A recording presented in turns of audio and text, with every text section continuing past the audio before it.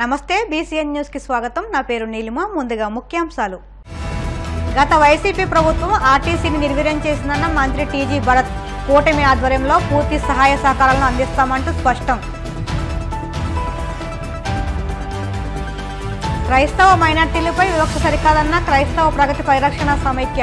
నిరసనగా విశాఖ జీవీఎంసీ గాంధీ విగ్రహం వద్ద ఆందోళన.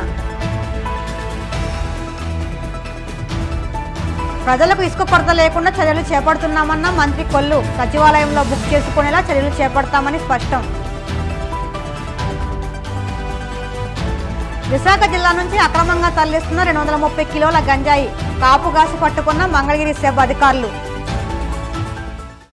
వైసీపీ ప్రభుత్వంలో ఆర్టీసీ సంస్థను పూర్తిగా నిర్వీర్యం చేశారని మంత్రి టీజీ భరత్ ఆగ్రహం వ్యక్తం చేశారు. కర్నూలు డిపోలో 4 కొత్త బస్సులను ఎమ్మెల్యే గౌడ్ చేతితో కలిసి భరత్ ప్రారంభించారు. విలీనం పేరుతో ఆర్టీసీ కార్మికులకు తీవ్ర అన్యాయం చేశారని, కూటమి ప్రభుత్వం వాళ్లకు న్యాయం చేస్తుందని భరోసా ఇచ్చారు. అలాగే సంస్థ బలోపేతానికి కృషి చేస్తామంటూ స్పష్టం చేశారు.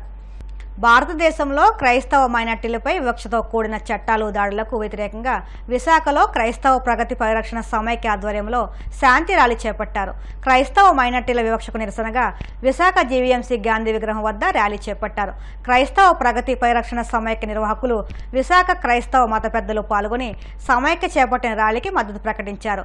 2 తెలుగు రాష్ట్రాల్లో ఎస్టీ, బీసీ, ఇతర కులాల నుంచి ఎవరైనా క్రైస్తవ మతం స్వీకరించిన నేపథ్యంలో రాష్ట్ర ప్రభుత్వాలు మతం వారిన క్రైస్తవ మైనార్టీలకు కుల నిర్మూలన చేస్తూ అదర్ క్రిస్టియన్ అని కుల ధృవీకరణ పత్రాలు మంజూరు చేస్తున్నారని, కొన్ని రాష్ట్రాల్లో మత మార్పిడి నిరోధక చట్టాలు కల్పించి మత స్వాతంత్ర హక్కుల నిర్బంధం కలిగిస్తున్నారని వివరించారు.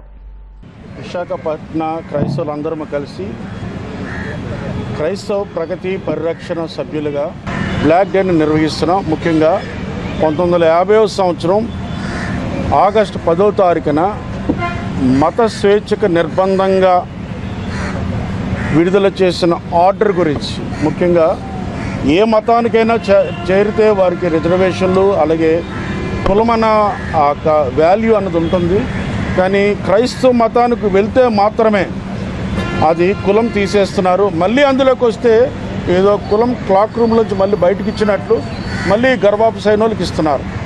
కనుక ఇలా కులం అన్నది ఏదో మేము రిజర్వేషన్ కోసం కాదు, కానీ సిటిజన్షిప్ వాల్యూలో క్యాస్ట్ అన్నది చాలా ప్రామాణికమైనది.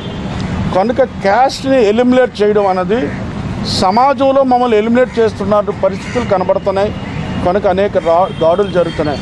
ఆ రోజు జరిగిన ఈ యొక్క ఆర్డినెన్స్ బట్టి మేము ఈ యొక్క నిరసనని తెలియజేస్తున్నాం. తదుపరి ఆంధ్ర రాష్ట్రాల్లో, తెలుగు రాష్ట్రాల్లో ప్రతి ఒక్కరికి, అనగా షెడ్యూల్ క్యాస్ట్లకే కాదు, షెడ్యూల్ ట్రైబ్, బీసీ, ఇతర కులాలకు కూడా ఎవరైనా క్రైస్తవ మతాన్ని స్వీకరిస్తే వారికి కుల నిర్మూలన చేస్తారు. అంటే అదర్ క్రిస్టియన్ ఇస్తున్నారు. వాళ్ళకి సోషల్ స్టేటస్లో క్యాస్ట్ లేకుండా చేస్తున్నారు. ఇటువంటి విషయాలకు మాత్రమే నిరసన మేము తెలియజేస్తున్నాం. కనుక సిటిజన్షిప్ వాల్యూలో క్యాస్ట్ లేకపోతే మరి ఏ విషయంలో కూడా మాకు తగిన పౌరసత్వం లేదనే ఉద్దేశంతో సాధారణంగా ఇది నిరసన తెలియజేస్తున్నాం. ప్రభుత్వాలు కూడా కేంద్రానికి శాసనసభ ద్వారా మనకి ఉత్తర్వులు కూడా ఇచ్చారు. ఇది దళితులైన వారికి క్యాస్ట్ ఉంచాలి, ఏ మతం మారినా అని చెప్పిన కూడా చేశారు. దానికి అనుగుణంగా మేము ఈ నిరసన తెలియజేస్తున్నాం. అన్నమయ్య జిల్లా మదనపల్లె పట్టణంలోని బొగ్గ కలువలో ఉన్న బాటగంగమ్మ ఆలయంలో చోరీ జరిగింది. సాధారణ భక్తుడిలా అమ్మవారి దర్శనానికి వచ్చిన వ్యక్తే ఈ చోరీకి పాల్పడినట్టు అనుమానిస్తున్నారు. ఎవరూ లేని సమయంలో ఆలయంలోకి చొరబడి బంగారు ఆభరణాన్ని దొంగిలించాడు. అర్చకుడి ఫిర్యాదు మేరకు పోలీసులు కేసు నమోదు చేసి దర్యాప్తు చేపట్టారు. ప్రజలకు ఇసుక కొరత లేకుండా చర్యలు చేపడుతున్నామని మంత్రి కొల్లు రవీంద్ర పేర్కొన్నారు. రాజమండ్రిలోని కలెక్టరేట్ వద్ద మంత్రి మీడియాతో మాట్లాడుతూ రానున్న రోజుల్లో సచివాలయంలో బుక్ చేసుకుంటే ఇసుక సరఫరా చేసేలా చర్యలు తీసుకోనున్నట్టు తెలిపారు. వినియోగదారులపై ఏ విధమైన ఆర్థిక భారం పడకుండా ఉచిత ఇసుకను అందించేందుకు కార్యాచరణ రూపొందించామని తెలిపారు. గోదావరిలో చాలా కాబట్టి అవన్నీ కూడా ఇమీడియట్గా చేయాలనుకున్నాం. అలాగే మెకానిజం కూడా చేయాలనుకున్నాం. లారీ ఓనర్స్ రేట్లు ఇవన్నీ డిఫరెన్సెస్ వస్తున్నాయి. కొంతమంది ఎక్కువగా డిమాండ్ సృష్టించి రేట్లు ఎక్కువ చేస్తున్నారు. అలా జరగకుండా సచివాలయంలోనే ఇప్పుడు ఎవరైతే కస్టమర్ ఎవరికైతే కావాలో ఇల్లు కట్టుకుంటా ఉన్నాడో, లేకపోతే అక్కడ ఏదైనా వర్క్ చేసుకునే వాళ్ళు ఉన్నారు, డైరెక్ట్ గా సచివాలయంకి వెళ్ళి సచివాలయంలోనే అతను అక్కడ బుక్ చేసుకోగలిగితే దాన్ని ఊబరైజేషన్ ద్వారా వెహికల్స్ కూడా దాంట్లో మనం కొన్ని GPS సిస్టంలో పెట్టి ట్యాగ్ చేసుకుని ఆ వెహికల్స్ కి మెసేజ్ వెళ్తుంది. వాళ్ళు వెళ్ళి ఆ స్టాక్ పాయింట్ నుంచి వాళ్ళ అమౌంట్ కట్టుకుంటే ఏదైతే ఎక్స్కవేషన్ ఛార్జెస్ అయ్యి అక్కడ కట్టుకుంటే డైరెక్ట్ గా వెహికల్ వాళ్ళకి లోడ్ అవుతుంది. లేదు వాళ్ళే వెహికల్ తీసుకుని లోడ్ చేసుకోవాలన్నా కూడా చేసుకోవచ్చు. ఇట్లా ఒక కార్యక్రమాన్ని తీసుకోవాలని చెప్పి దాని మెకానిజం తయారు చేస్తున్నాం. అవి కూడా త్వరలోనే కంప్లీట్ అవుతాయి. అప్పటి వరకు ఎక్కడ కూడా రూట్ రాకుండా ఉండే విధంగా అన్ని చోట్ల కూడా చేస్తున్నాం. మధ్యాహ్నం నుంచి అమలాపురం కూడా వెళ్ళి అమలాపురంలో కూడా కొద్దిగా డిస్టర్బెన్సెస్ ఉన్నాయి, అవన్నీ కూడా కరెక్ట్ చేయాలని చెప్పి అనుకున్నాం. ఎట్టి పరిస్థితుల్లో ప్రభుత్వ లక్ష్యం ప్రజలకు ఉచితంగా తీసుకెళ్లే అవకాశం ఉంది. వాళ్ళ ఖర్చులకి మించి వెళ్ళకుండా ట్రాన్స్పోర్టర్స్ కూడా మాట్లాడటం జరిగింది. అలాగే ఇక్కడ బోట్మెన్ సొసైటీ మెంబర్స్తో కూడా ఇప్పుడు మాట్లాడటం కూడా జరుగుతుంది. వాళ్ళందరూ కూడా పనిచేయడానికి సిద్ధంగా ఉన్నారు. టెక్నికల్ ప్రాబ్లమ్స్ ఏమన్నా అవన్నీ కూడా సాల్వ్ చేయడానికి కలెక్టర్ గారి ఆధ్వర్యంలో అవన్నీ కూడా చేస్తారు. గౌరవ మంత్రివర్యులు దుర్గేష్ గారు కానీ, ఉచ్చి చౌదరి గారు కానీ, వెంకటేశ్వరరావు గారు కానీ, బలరాం గారు కానీ, బలరామకృష్ణ గారు కానీ అందరూ కూడా, వాసు గారు అందరూ వచ్చి చాలా అమూల్యమైన సలహాలు ఇచ్చారు.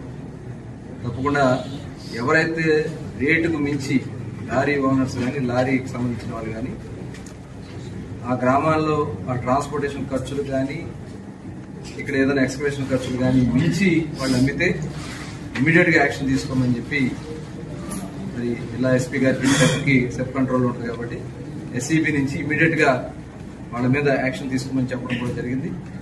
అలాగే ఇప్పుడు ఏదైతే స్టాక్ పాయింట్స్ ఉన్నాయో స్టాక్ పాయింట్స్ నుంచి కూడా ఎవరన్నా హద్దు మీరు ప్రవర్తిస్తే కూడా వాళ్ళ మీద కూడా ఇమీడియట్ గా చర్యలు తీసుకోవడం జరుగుతుంది. చాలా సీరియస్ గా ఉంది ప్రభుత్వం ఈ విషయంలో. మటుకి సామాన్యుడికి అందుబాటులో ఉండే విధంగా చేయాలనే లక్ష్యంతో, ఎందుకంటే మనం చూసాం లాస్ట్ గవర్నమెంట్ లో జేపీ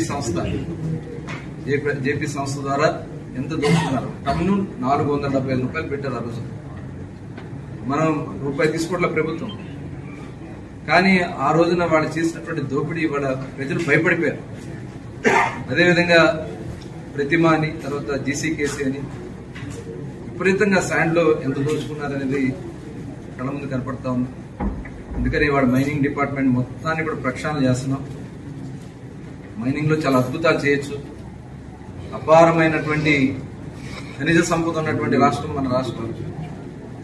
అటు మేజర్ మినరల్స్ కానీ, మైనర్ మినరల్స్ కానీ వీటిని కానీ చక్కగా మనం వినియోగం చేస్తే ఎంప్లాయ్మెంట్ అవ్వచ్చు, ప్రభుత్వం ఆదాయం కూడా మొత్తం ఈ రాష్ట్రాన్ని అభివృద్ధి పదంలో నడిపించడానికి అద్భుతమైనటువంటి ఖనిజ సంపద ఉన్నటువంటి రాష్ట్రం ఆంధ్ర రాష్ట్రం.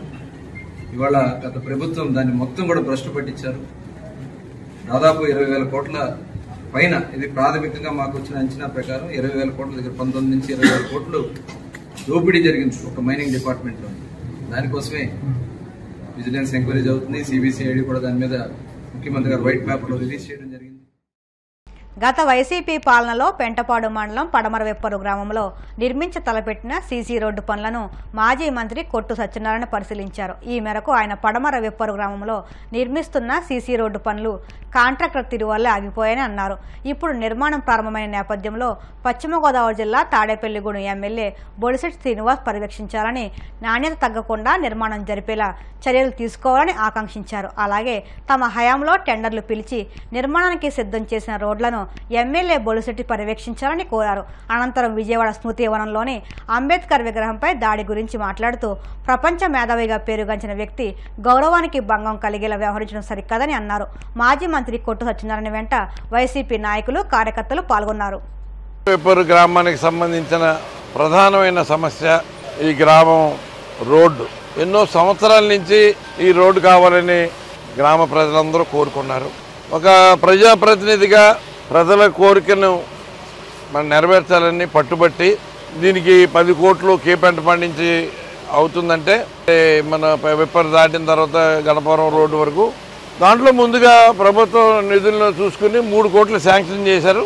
ఆ 3 కోట్లు ముందు గ్రామానికి సంబంధించిన CC road, CC drain, one side CC drain తోటి ఈ వెస్ట్ విప్పర్ మొదలుకొని వెస్ట్ విప్పర్ ఆఖరి వరకు కూడా వెయ్యాలని ప్లాన్ చేసి ఇది శాంక్షన్ చేసి పని మొదలుపెట్టి వర్క్ ఆర్డర్ ఇచ్చి వాళ్ళతో అగ్రిమెంట్ రాయించి ఎలక్షన్కి 6 నెలల ముందు 6-7 నెలల ముందు వర్క్ ఆర్డర్ ఇచ్చి వర్క్ చేయమని చెప్పాం.